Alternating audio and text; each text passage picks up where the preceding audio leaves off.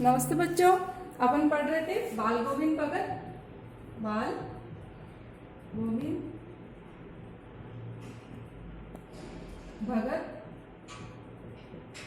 और ये लिखा है राम वृक्ष बैनपुरी, राम वृक्ष बैनीपुरी। ठीक है, संस्मरण है ये। कौन सी विधा है? संस्मरण विधा। अभी तक अपन ने पढ़ा कि बाल गोविंद भगत के पुत्र की जो मृत्यु हो जाती है उस दिन जो है वो उसको एक आसन पे लिटा के उसके पास में दीपक जला के कुछ फूल बिखेर के और तुलसी दल रख के जो है वो भजन गाते हैं। और वो भजन गाते हैं तो वो ही कबीर के भजन गाने लगता है। और देखते हैं, लेखक देखते हैं कि वो ही तल्लीनता, वही जोश से वो जिस प्रकार से हमेशा गाते हैं उसी प्रकार से वो भजन गा रहे हैं। और कभी कभी जो है बीच में उठ के अपने पुत्र वधू को चुप कराने जाते हैं और वो उससे कहते हैं पुत्र वधू से कि ये रोने का समय नहीं है, ये तो उत्सव मनाने का समय है। क्योंकि जो आत्मा जो है वो परमात्मा से मिलने गई है, एक विरणी जो है वो अपने प्रेमी से मिलने गई है, उसका विरह जो है आज समाप्त हो गया है। तो तुम इस प्रकार से रो के दुखी नहीं हो और उत्सव मनाओ। ठीक है, तो ये सब देख के लेखक को विश्वास नहीं होता है कि कहीं बाल गोविंद भगत पागल तो नहीं हो गए। लेकिन वास्तविक सत्य यही है कि एक दिन जो है मृत्यु सबकी निश्चित है और वो मृत्यु ही जो है शाश्वत है। उस पर जो उनके विचार जो है बाल गोविंद भगत के वो सही उतरते हैं। ठीक है, अब देखो आगे क्या कहते हैं लेखक। बेटे के क्रियाक्रम में कोई तूल नहीं किया, मतलब किसी प्रकार का कोई बनावटी उन्होंने जो है क्रिया विधि नहीं की। पतहू से ही आग दिलवाई उसकी और मुखाग्नि जो है अपनी पुत्र वधू से ही दिलवाई। उन्होंने कोई अंधविश्वास, कोई रीति रिवाजों को नहीं माना, जबकि अपने हिंदू धर्म में ऐसा बिल्कुल ही नहीं होता है कि जो है एक औरत जो है एक मुखाग्नि दे। लेकिन बाल गोविंद भगत ने इन सब विचारों से ऊपर उठ के जो अपने पुत्र वधू से उसको अपने पुत्र की मुखाग्नि दिलवाई। किंतु ज्यों ही श्राद्ध की अवधि पूरी हो गई, मतलब श्राद्ध आया, उसकी अवधि पूरी हो गई, पतहू के भाई को बुलाकर उसके साथ कर दिया ये आदेश देते हुए कि इसकी दूसरी शादी करवा देना। ये दो विचार, दो जो ये मान्य इनके जो इस चैप्टर की बातें जो है बहुत ही उभर कर सामने आती है कि एक तो उन्होंने अपने पुत्र वधू, दो तीन बातें, एक तो ये कि उन्होंने जो है उत्सव मनाने की बात कही पुत्र की मृत्यु में, दूसरी जो है मुखाग्नि भी पुत्र वधू से दिलवाई, और तीसरी जो है जैसे ही श्राद्ध की विधि पूरी हो जाती तब उस अपने पुत्र वधू के भाई को बुला करके ये कह के उसके साथ में विदा कर देते हैं कि इसकी दूसरी शादी करवा देना। इधर पतहू रो रो के कहती मैं चली जाऊंगी तो बुढ़ापे में कौन आपके लिए भोजन बनाएगा, बीमार पड़े तो कौन आपको चुल्लू भर पानी भी देगा। मैं पैर पड़ती हूँ, मुझे आपके चरणों से अलग नहीं कीजिए। लेकिन भगत का निर्णय अटल था, तू जा नहीं तो मैं ये घर छोड़कर चल दूंगा। ये थी उसकी आखिरी दलील और इस दलील के आगे बेचारी की क्या चलती। लेकिन जब वो अपने पुत्र वधू को उसके भाई के साथ भेजने के लिए तैयार होते हैं तो उसने बहुत सारी विनती की कि मैं आपको छोड़ के नहीं जाऊंगी, क्योंकि आप अगर बीमार हो गए तो कौन आपको पानी पिलाएगा, कौन आपकी सेवा करेगा। लेकिन जो है बाल गोविंद भगत किसी भी हालत में इस चीज़ को मानने के लिए तैयार नहीं थे और अंत में वो एक ऐसी दलील देते हैं जिसके सामने उसको घुटने टेकने ही पड़ते हैं। वो कहते हैं कि अगर तू नहीं गई तो मैं ये घर छोड़ के चला जाऊंगा। अंत में वो हार जाती है और अपने भाई के साथ में जो है वो चली जाती है। ठीक है, बाल गोविंद भगत की मौत उन्हीं के अनुरूप हुई। हर वर्ष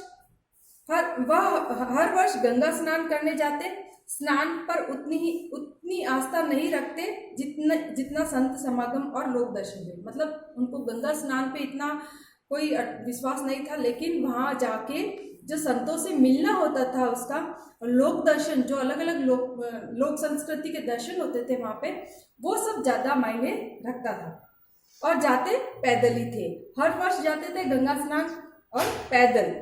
करीब 30 कोस पर थी गंगा जी, 30 कोस की दूरी पर गंगा जी थी और वो सब रास्ता वो तय करते थे पैदल जा करके। साधु को संबल का क्या हक, मतलब वो रास्ते में कोई खाना वाना लेके नहीं जाते थे, बिना भूखे प्यासे ही उपवास के साथ में वो जो है ये रास्ता पूरा तय करते थे।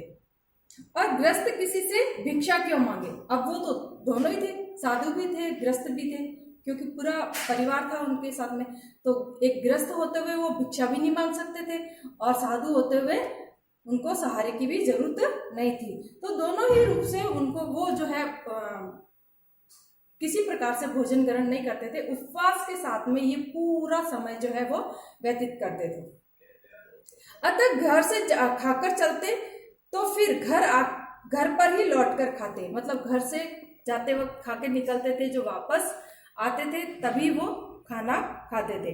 रास्ते भर खंजरी बजाते गाते, जहाँ प्यास लगती पानी पी लेते, बस अपनी खंजरी को साथ में लेके गाते और बजाते, प्यास लगती तो पानी पी के पूरा रास्ता तय करते। 4-5 दिन आने जाने में लगते, किंतु इस लंबे उपवास में भी वही मस्ती। पूरा जो है 30 कोस की दूरी जो है वो 4-5 दिन लग जाते थे उनको जाने आने में, लेकिन उस दूरी को तय करने में 4-5 दिन में वही जोश वही मस्ती। अब बुढ़ापा आ गया था, किंतु टेक वही जवानी वाली। हालांकि बाल गोविंद भगत की उम्र हो चुकी थी, लेकिन जोश जो है पहले वाला ही था। इस बार लौटे तो तबीयत कुछ सुस्त थी।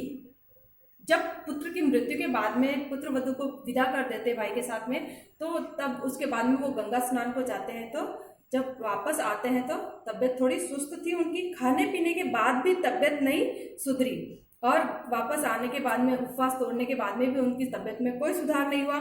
थोड़ा बुखार आने लगा, किंतु नेम व्रत को छोड़ने वाले नहीं थे। बुखार आया, लेकिन वही अपने नेम व्रत, वही भजन संध्या वगैरह सब वही पूरे नियम से करते थे। वही दोनों जून गीत, स्नान, ध्यान, खेती बाड़ी देखना दिन दिन खींचने लगे। ऐसे करके वो दिन दिन जो है वो कमजोर होते गए। लोगों ने नहाने धोने से मना किया, आराम करने को कहा। आपको पता ही है वो सुबह 4 बजे उठ के कैसे नदी के किनारे स्नान को जाते थे।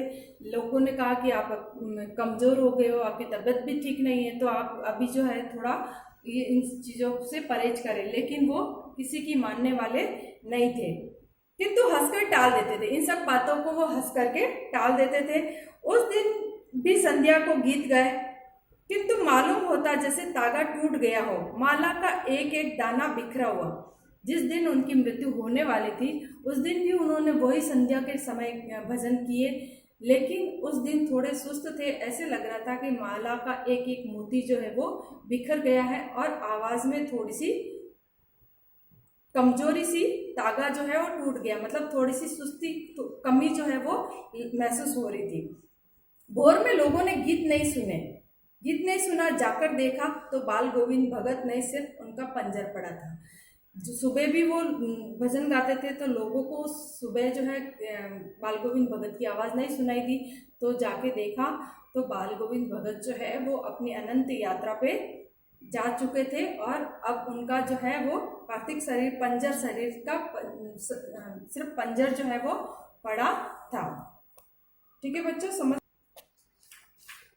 हाँ, ठीक है, समझ में आ गया आपको?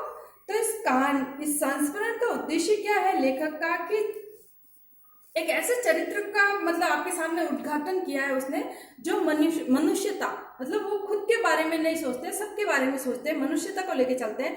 लोक संस्कृति, वो जो अपनी संस्कृति को दिखा रहे हैं कि जो है भारतीय संस्कृति कैसी है, और सामूहिक चेतना, खाली अपने लिए नहीं सोच के सबके लिए सोचते, ऐसे जो है गुणों को आपके सामने जो है प्रस्तुत किया है लेखक ने। और वेशभूषा और बाह्य अनुष्ठानों से ही सन्यासी नहीं होता, सन्यास का आधार जीवन के मानवीय सरोकार होते। कोई भी व्यक्ति जो है दिखावा करने से उसके गुण नहीं दिखते, वास्तव में उसकी वो कितना उन गुणों को ढोता है, अपने जीवन में कितना उतारता है, मानवीय सरोकार क्या होते हैं, ये सब जो है उसके जीवन शैली से, उसके जीवन जीने के ढंग से पता चलता है। जैसा कि बाल गोविंद भगत जो ग्रस्त होते हुए भी साधु थे। ठीक है, तो बाल गोविंद भगत के इसी आधार पर लेखक को सन्यासी लगते हैं, ये पाठ सामाजिक रूढ़ियों पर भी प्रहार करता है। 3 बातें जो है यहाँ पे बहुत ही अच्छी बताई है। कौन कौन सी? और एक जो है ग्रामीण जीवन की झांकी अपने को देखने को मिलती है। 3 बातें कौन कौन सी? एक तो अपने पुत्र की मृत्यु पे उन्होंने अपने पुत्र वधू से उत्सव मनाने को कहा। दूसरा जो है वो अपने पुत्र वधू को उसके भाई के साथ में भेज दिया और भाई से कहा कि इसकी दूसरी शादी करवा देना। और तीसरी जो है अपने पुत्र को मुखाग्नि जो है वो अपने पुत्र वधू से दिलवाई। ये सारी जो है सामाजिक रूढ़ियों पे उन्होंने प्रहार किया और जो है नए विचार जो है समाज के सामने प्रस्तुत किए। आज के लिए इतना ही, मिलते हैं आगे। ओके।